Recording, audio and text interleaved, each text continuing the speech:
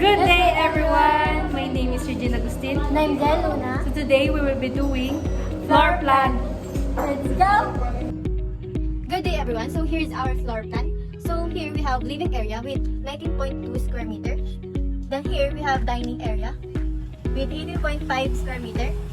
Then here the kitchen, 13.8 square meter. Then the bedroom 1, 9.8 square meter. Bedroom 2 with 12.1 square meter. Bedroom 3 with 9.8 square meter. Then master bedroom with 17.3 square meter with walk-in closet 4.3 square meter. So here we have the acronym.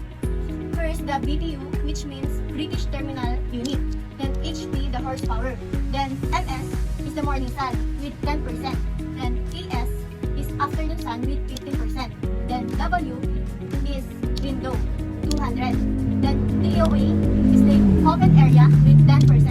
Then XE is the extra person with 600. So first, the computation of BTU and the HP is like this. Here in the dining area.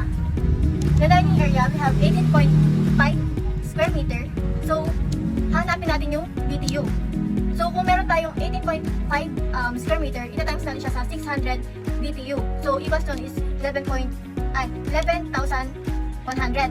Then, dito nga sa dining area is, dito nasasinagan ng afternoon sun.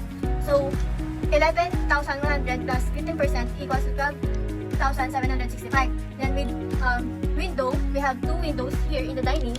So 2 times 200 equals 400. Then ipa-plus natin ulit yung nakuha natin kanina, which is 12,765 equals 13,165. Then we have open area, which we have living area and kitchen.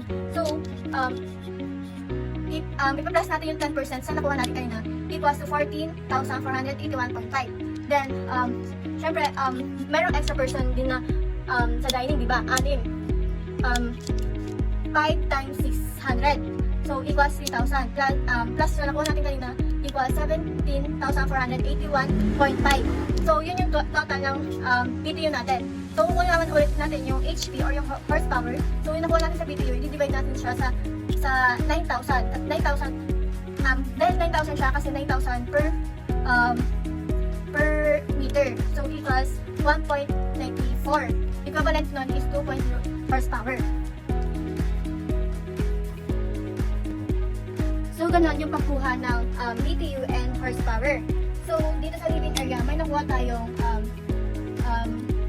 18,012.8 BTU.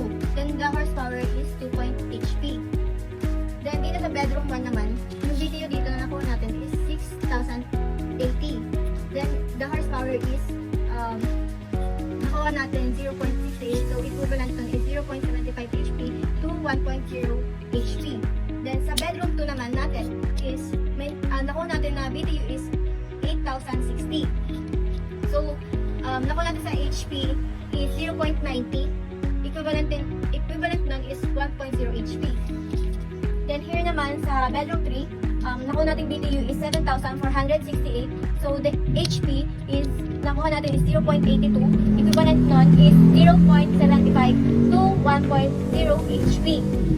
So, sa master bedroom naman is, nakuha natin na BTU is 15,256. Then, sa HP naman is 1.69. Then, equivalent nun is 1.5 HP to 2.0 HP.